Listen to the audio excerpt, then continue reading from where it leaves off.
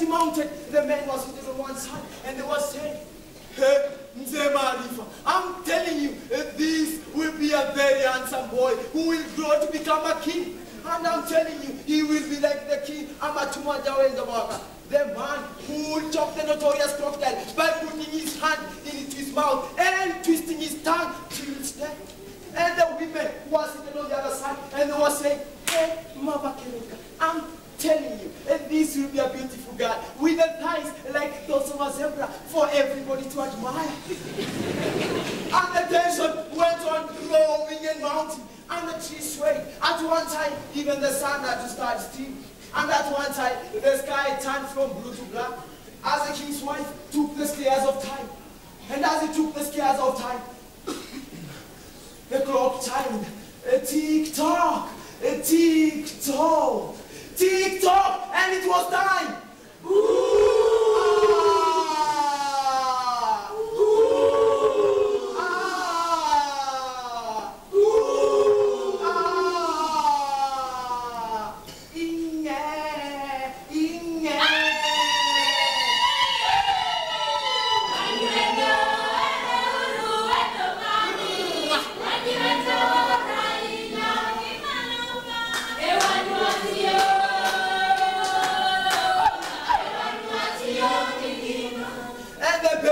Shall be called Akayibaka Fere Now war Nadido, Moka Rapio Neku, Mundo Akapusi Pussy, Ogo Papa, Ogo Papa.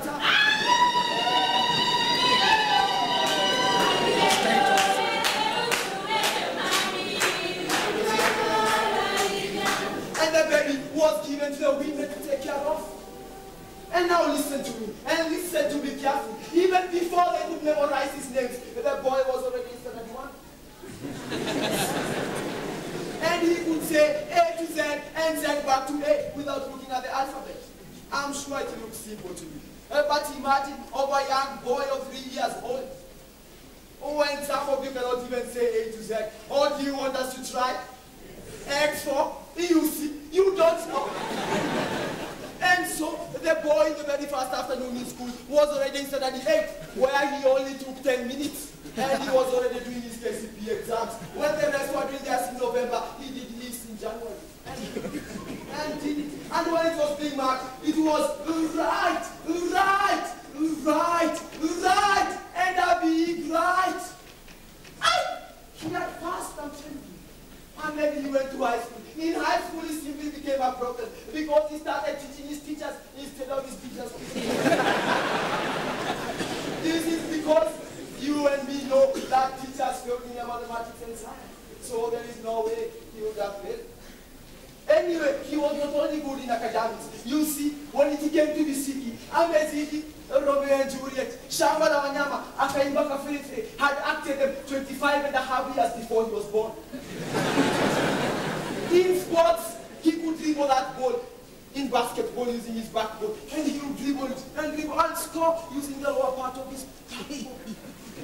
When it came to football, he handled that ball, I'm telling you, and he would go with it. And one time when they were playing against Kenya's and Harambee Stars at the Nyayo Stadium, he scored 20 meters away from goal using his nose. And then it came to volleyball. I'm telling you, he just used his eyes, and the ball would bounce back the other side. But people, there's only one sport you do not know. The sport of swimming. You see, he would just sit and watch his classmates swim.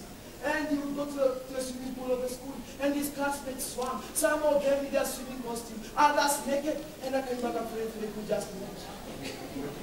You see, for you to be a good swimmer, for those of you who are good swimmers, there has to be babbling. You know if there is babbling, that is ionic formation, and that is chemistry. And if as a result of babbling, there is expansion in the theory of expansion, that is physics. And if the expansion became too much until the swimming pool erupted, that is biology. But you see, Akayibaka Fere did not understand these things, so he hated the sport. Until, of course, one day, the guys in his class mocked him, telling him, Akayibaka Fere, you know everything, but there's one thing you don't know. What? He challenged, as the girls were, the sport of swimming.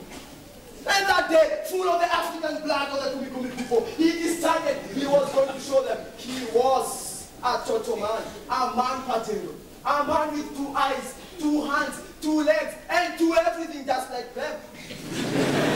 And so he went to the local discotheque. But you see, he did not know these things. So the blue lights came. That was in the local discotheque.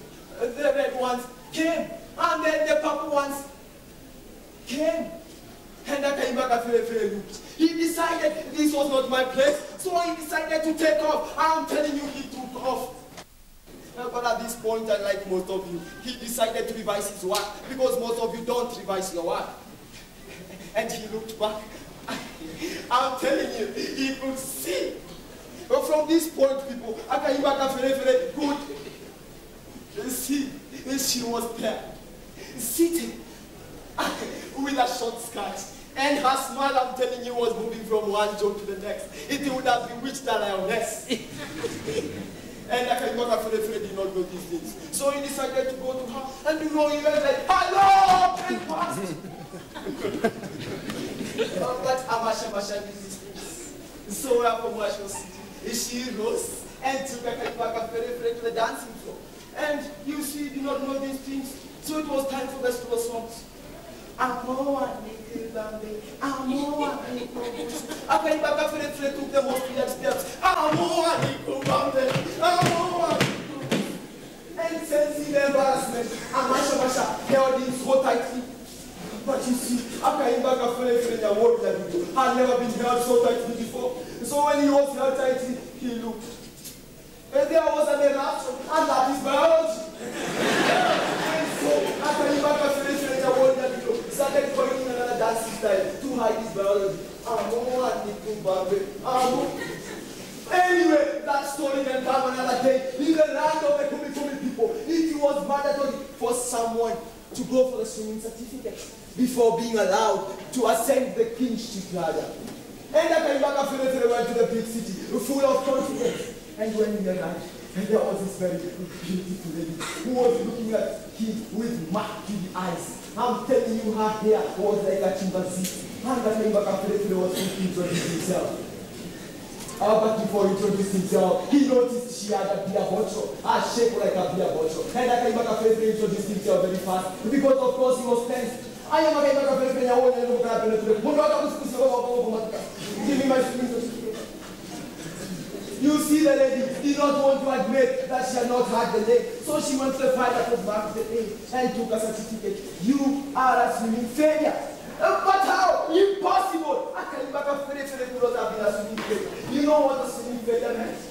It is simply this, that he had swum in many swimming pools. Some of them in the big cities, others in the small cities. And he had swum without any success. But that is not Akaibaka Ferefere. Akaibaka Ferefere would not have failed. Nevertheless, he vowed his allegiance to revenge by revising his work, and he decided to swim in many swimming pools. He swam in many swimming pools because he wanted to become famous.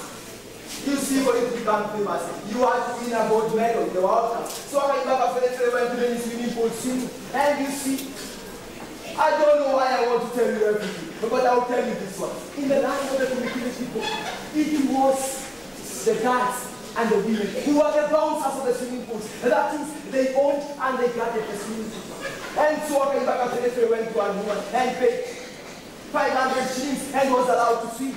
And as he swam with his song. I'm going to teach you a song. When I say Adamba Damba, you say ah. When I say Adamba Damba, you say eh. So we paid 50 shillings and I was allowed to sing Adamba Damba, ah. Adamba Damba, eh. Adamba Damba, ah. That one people who was interested only that he had some grass on the sides. And he went to another and he went and paid 250 shillings and I was allowed to sing Adamba Damba, ah. Adamba Damba, eh. And that one was very interesting, only that it was too deep. And that went to another, and he paid only 20 shillings. And after paying the 20 shillings, he recited that beautiful poem. Amagoya Agni, Ashakwa swimming pool, Amakula Maka. And that is, you are so beautiful, just hurry up. And he's paid 20 shillings and all around to swim. Hands in the air, people. Because this one, he swam with a lot of figure. Hands in the air, Adamadawa. Ah, Adamadawa.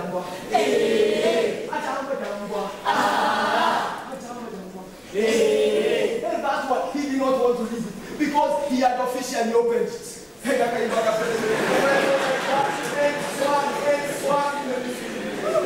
I'm telling you, he swam until he could see no more. And you see, he had swum in swimming pools. Some of them with dirty water, some of them with clean water, some of them were so deep, some of them were so shallow, some of them belonged to tourists, some of them were for domestic tourists, while others, I'm telling you, he went to an extent, my sister, of swimming in swimming pools that were owned by the donors. And I'm telling you, he swam and he decided to go back to his people. And after he was crowned, and even before they could welcome him, this very elegant lady from the city came and called Akaibaka Ferefere aside.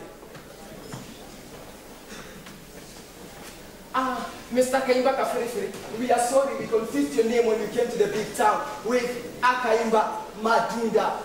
Madunda. You are swimming negative.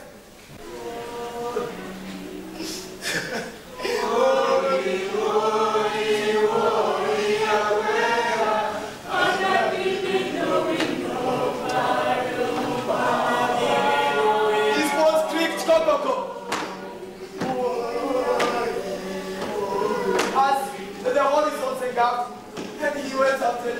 And before the horizons could finally swallow him, he wondered why they had mistook his name and took that long to tell him that mistook his name.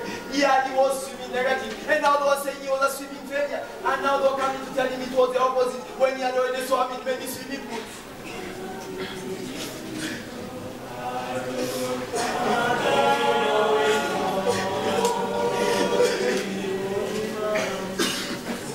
But people, unlike most of you, he decided to go and organize his people in 10 tents, true to their name, Kumi Kumi.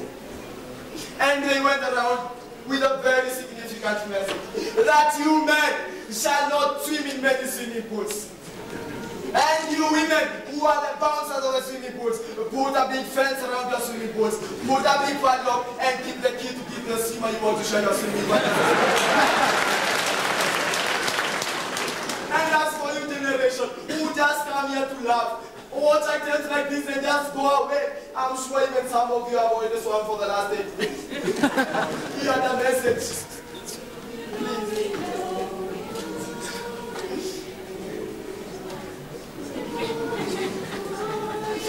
Use a swimming costume. But remember, you may still drown when using the swimming costume. That is a sad story of my friend Akaibaka Ferefere Nyawood Nyabido. Mokarapio neku mondo akapuzi pusiego papa. And every time I give this story, I feel lots of sorrow in me. And now, people, if you're at a position where you can stand, please let's stand and join me in crying. Crying for my friend Akaibaka Ferefere. So please, let's cry and stand. Let's cry, people.